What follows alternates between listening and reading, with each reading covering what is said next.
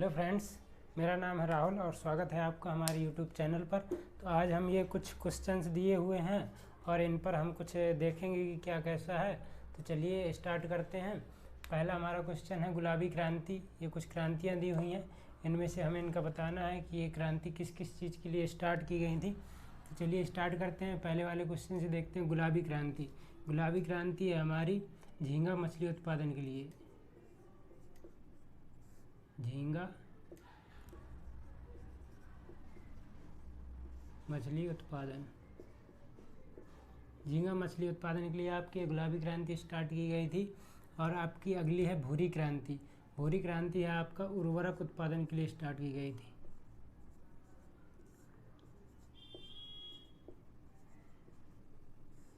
उर्वरक उत्पादन के लिए। अगली है आपकी कृष्ण क्रांति। कृष्ण क्रांति आपके लिए, कृष्ण क्रांति आपका ये बायोडीजल उत्पादन के लिए की गई थी।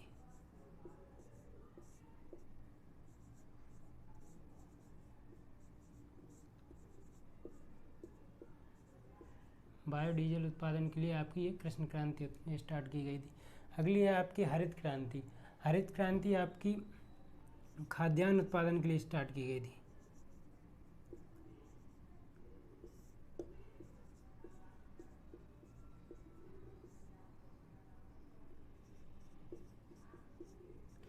इसके जो उत्पादनकर्ता हैं यानी जनक हैं जो, तो उनका नाम है M.S. Swaminathan. M.S. Swaminathan. M.S. Swaminathan ने ये आपकी हरित क्रांति की स्टार्ट करी थी। और आपका अगले ये कुछ इम्पोर्टेंट्स हैं, मतलब दिए हुए हैं, ये आते हैं क्वेश्चन इनके रूप में खूब, मतलब एग्जाम्स में पूछे जाते हैं। तो चलिए देखते हैं। ये बुनकरों का शहर, बुनकरों का शहर आपका जमशेदपुर है।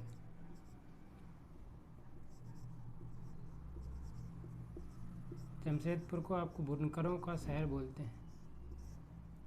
रैलियों का शहर, ये तो आपको सबको पता ही होगा, रैलियों का शहर दिल्ली है। दिल्ली को रैलियों का शहर बोलते हैं। दक्षिण भारत की गंगा, ये सबसे ज़्यादा सवाल पूछा जाने वाला है क्वेश्चन। ये आपके एग्जाम्स में, हर एग्जाम्स में इस तरह क्वेश्चन आते हैं। दक्षिण भारत की गंगा है आपकी कावेरी नदी।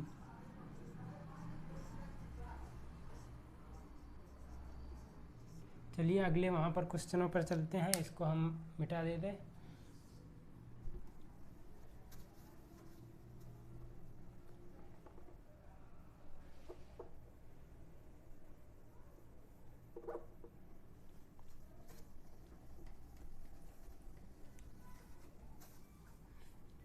अगला क्वेश्चन है आपका नरौरा परमाणु ऊर्जा संयंत्र। आपका नरौरा परमाणु ऊर्जा संयंत्र, ये जो है तो आपका उत्तर प्रदेश में है।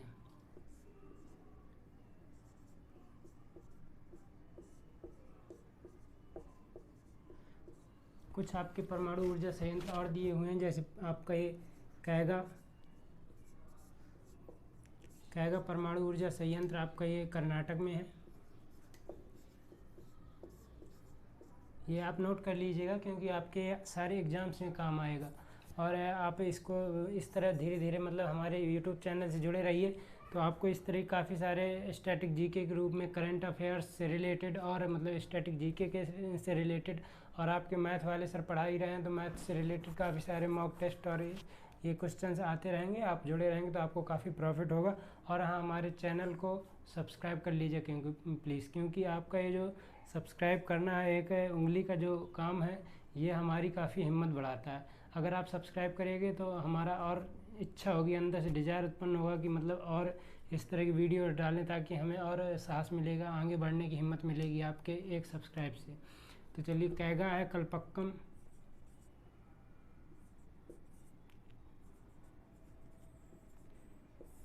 ये आपका तमिलनाडु में है।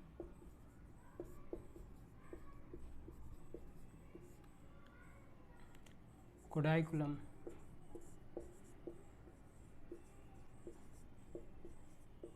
ये भी आपका तमिलनाडु में है।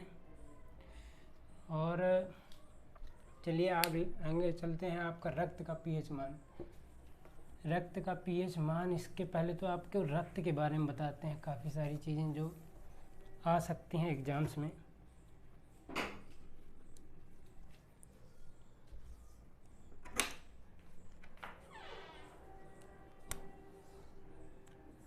चलिए देखते हैं रक्त क्या है।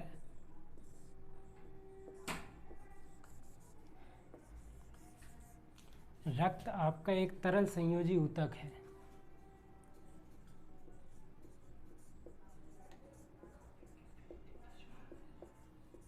तरल संयोजी ऊतक है आपका रक्त। तरल संयोजी ऊतक है। ये आपका दो रूप में पाया जाता है, एक प्लाज्मा के रूप में,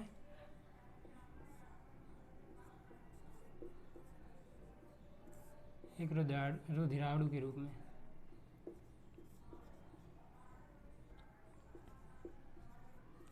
ये आपका जो रक्त है, ये रक्त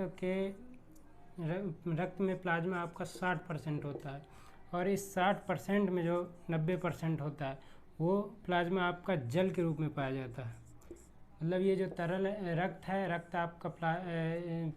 रक्त में आपका प्लाज्मा पाया जाता है, और ये जो प्लाज्मा है ये 60% होता है टोटल कुल रक्त का 60% आपका ये प्लाज्मा होता है।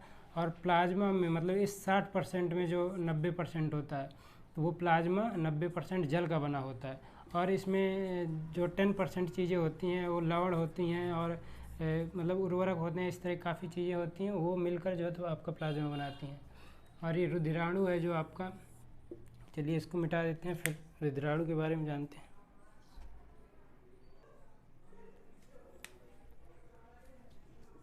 ये आपका रुधिराणु है।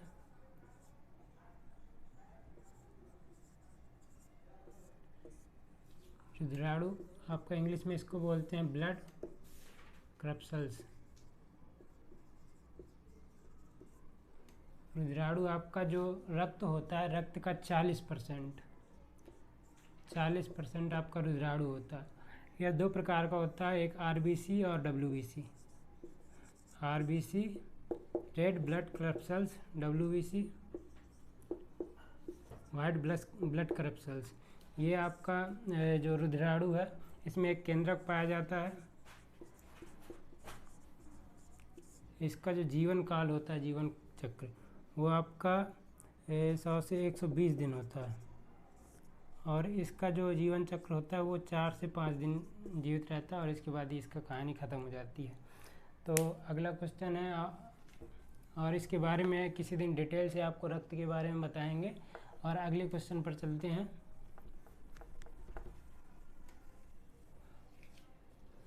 अगला क्वेश्चन है आपका जीएसटी कब आया। तो जीएसटी के बारे में देखते हैं। जीएसटी आपका 1 जुलाई, जीएसटी आपका 1 जुलाई 2017 में आया था।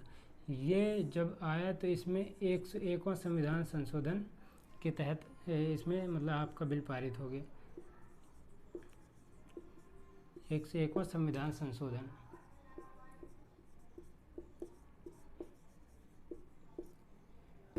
एक संविधान संशोधन के तहत आपका ये जो जीएसटी है ये आपका पारित हो गया, लागू हो गया। और ये जो आपका जीएसटी है ये एक अप्रत्यक्ष कर है। अप्रत्यक्ष कर के रूप में आपके जीएसटी को जानते हैं। अप्रत्यक्ष कर है ये एक प्रकार के जीएसटी। और जीएसटी जो है तो आपका ये मतलब 5 प्रकार के हिस्सों में तोड़ा जाता है। जैसे 5 प्रकार का टैक्स होता है। 5%, 12%, 18%, 28%, इतने परसेंट के रूप में ये जीएसटी आपका लिया जाता है। अलग अलग चीज़ों में इस हिसाब से जीएसटी लगता है। और जीएसटी आपका 3 प्रकार का होता है। एक एसजीएसटी, आईजीएसटी, सीजीएसटी।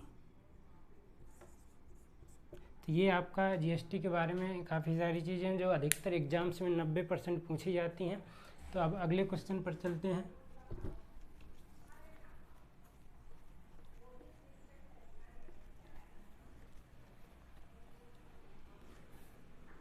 स्वामीनाथन समिति जब आई तो इसको कर सुधार के लिए, टैक्स के लिए जो है तो लाया गया था। कर सुधार। अगला क्वेश्चन है आपका statue of unity. Statue of unity ये 143वीं जयंती पर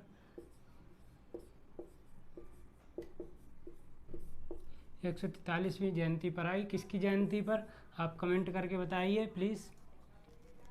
सरदार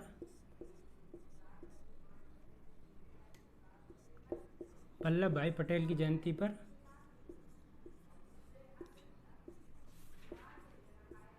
सरदार वल्लभ भाई पटेल की 141वीं जयंती पर ये आपका statue of unity I. Statue of unity आपका ये गुजरात के नर्मदा ज़िले पर बना है। गुजरात के नर्मदा ज़िले पर बना है। ये आपकी सबसे ऊंची जो यूनिटी मतलब सरदार भगत सिंह वो वल्लभ भाई पटेल जी की मूर्ति है, ये सबसे ऊंची मूर्ति है। इसकी ऊंचाई जो है तो 182 फीट ऊंची है।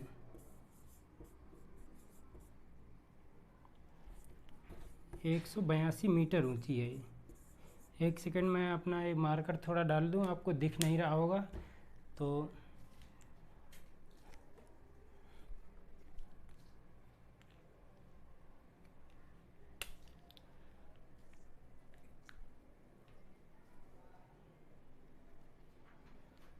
चलिए आगे चलते हैं। ये आपका 182 है, 182 मीटर।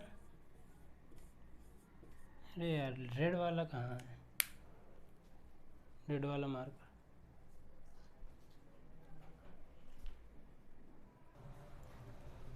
चलिए दोस्तों चलते हैं। ये थोड़ा इंक वाली प्रॉब्लम आ गई थी तो इसकी वजह से आपको बीच में जो भी दिक्कत हुई उसके लिए सॉरी।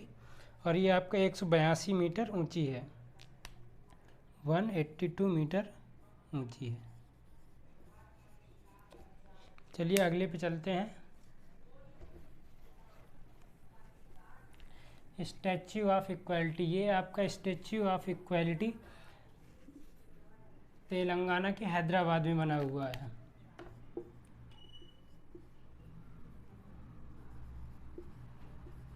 हैदराबाद में आपका स्टैच्यू ऑफ इक्वालिटी बना हुआ है। जीव द्रव्य की खोज। अगला क्वेश्चन है जीव द्रव्य। जीव द्रव्य की खोज पुरकिंजे ने करी हुई थी। अगला क्वेश्चन है कोशिका सिद्धांत का प्रतिपादन। पहले तो जानते हैं हम कोशिका सिद्धांत, कोशिका की खोज होती क्या है। कोशिका की जो खोज होती है उसको काइटोलॉजी कहते हैं। काइटोलॉजी, इसको काइटोलॉजी को हम कोशिका की खोज कोशिका का अध्ययन करने के लिए ये आपका काइटोलॉजी कहा जाता है।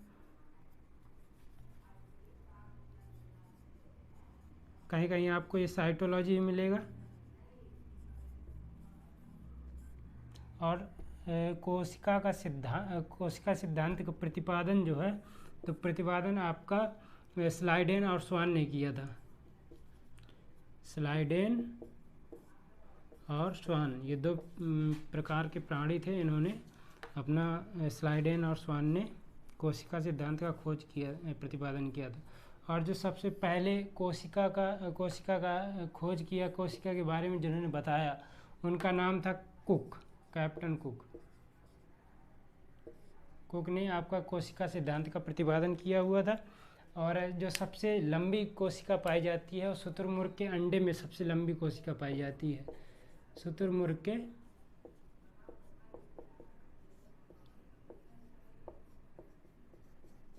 के अंडे में सबसे लंबी कोशिका आपका शुतुरमुर्ग के अंडे में पाई जाती है।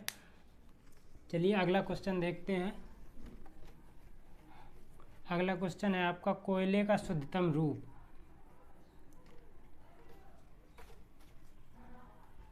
कोयले का जो शुद्धतम रूप है वो एंथ्रासाइट है। एंथ्रासाइट कोयले का शुद्धतम रूप एंथ्रासाइट होता है। और जो भारत में हमारे कोयला पाया जाता है वो बिटुमिनस नाम का कोयला पाया जाता है। बिटुमिनस कोयला आपका भारत में हमारे पाया जाता है। चलिए अगला क्वेश्चन है ये मायोपिया, ये थोड़ा आपको डिटेल में बताते हैं।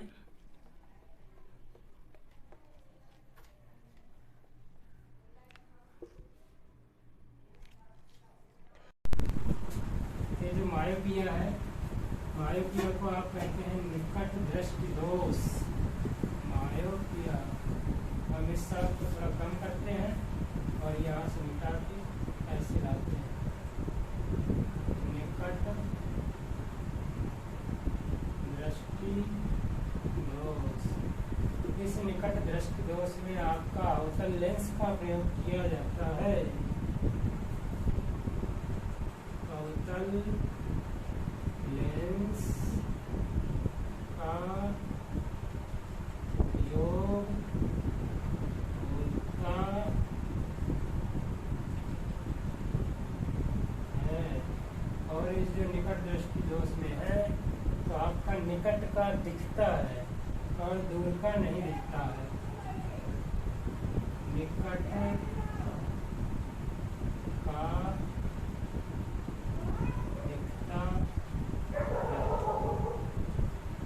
ओके, चलिए अगले क्वेश्चन पे है, इसी में ऐड है वो क्वेश्चन आपका। एक होता है निकट दृष्टि दोष और दूसरा है आपका दूर दृष्टि दोष। तो ये जो दूर दृष्टि दोष है, दूर दृष्टि दोष, ये जो आपका दूर दृष्टि दोष है इसमें उत्तल लेंस का उपयोग किया जाता है। उत्तल लेंस का उपयोग किया जाता है। और ये जो दूर दृष्टि दोष है इसमें आपका दूर का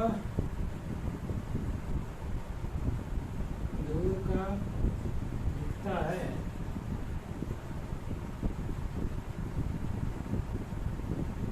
और निकट का कम दिखता है। यह दिखना बंद हो जाता है, कहानी हो जाती, खत्म, लाइट चली जाती है।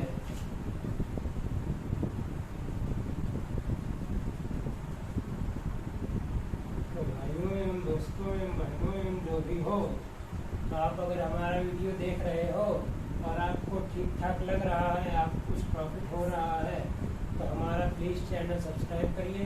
और सब्सक्राइब करके यहाँ वहाँ अगर शेयर भी कर सकते हैं आप, तो प्लीज़ शेयर भी कर दीजिएगा, ताकि हमारा थोड़ा हिम्मत बढ़े। हमारी आप सब्सक्राइब करेंगे, शेयर करेंगे, व्यूज़ देखेंगे, हमारे व्यूज़ बढ़ाएंगे तो हमारा भी हिम्मत बढ़ेगा और हम इस तरह का अच्छा कंटेंट यहाँ वहाँ से उठा के लाते रहेंगे, ताकि आपके सारे एग्जाम्स में काम आए।